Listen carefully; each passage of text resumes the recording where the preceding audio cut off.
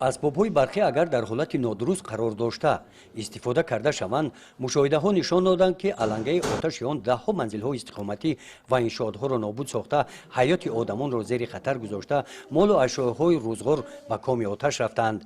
با مقصد اجرای قانون جمهوری تاجیکستان درباره بی‌خطری از سوختار از جانب گروه کارمندان نظارت بی‌خطری از سوختار در مؤسسه‌های تعلیمی ناحیه واسه عاید آمادگی مؤسسه‌ها به دوره تیرما و زمستان در سمت پیشگیری از حادثه‌های سوختار سنجش‌ها گذرانیده شدند. این منظره ها از رفت سنجش در مکتب اینترنت خوانندگان بالیاقت در ناحیه واسه روی نوار آمدند. سوختار حالت اداره نشونده سر زدن آتش می باشد که اثرات مالی می رساند و به حیات انسانیت و حیوانات خطر دارد. رفت اجرای قانون جمهوری تاجیکستان درباره بی‌خطری از سوختار، پیشگیری حادثه های سوختار در جایهای جمعیتی، تدبیرهای نجات‌دهی و خاموشکنی سوختار چرا بی‌خطری از سوختار اینقدر مهم در مکتب است؟ اینها موضوعهایی بودند که در ملاقات کارمندان نظارت دولتی بی‌خطری از سوختار در ناحیه واسه با رهبریت، کارمندان و باشندگان خوابگاه‌های مکتب اینترنت خوانندگان بالیاقت در ناحیه واسه در دوره کارهای آمادگی به دوره تیرما و زمستان دایر کرده شد.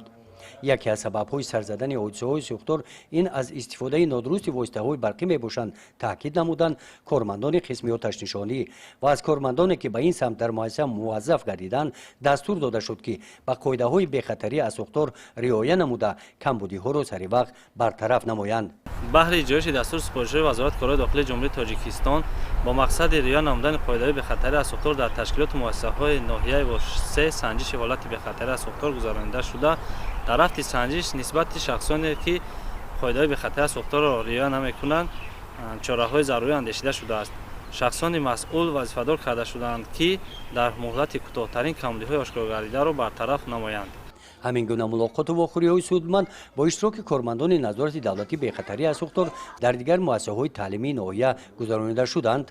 در دایره چاره‌بینی‌ها عاید به پیشگیری حادثه‌های سوختار همچنین کارمندان نظارت دولتی بی‌خطری از سوختار این شب و روزها بهر بی‌تلف جمع‌آوری حاصل پخته و حالت تکنیک‌های بارکشان عاید پیشگیری حادثه‌های سوختار در جای‌ها کارهای فرماندهی برده ایستاده برای آشکار و پیشگیری حادثه‌های سوختار تدبیرها اندیشیده ایستادند.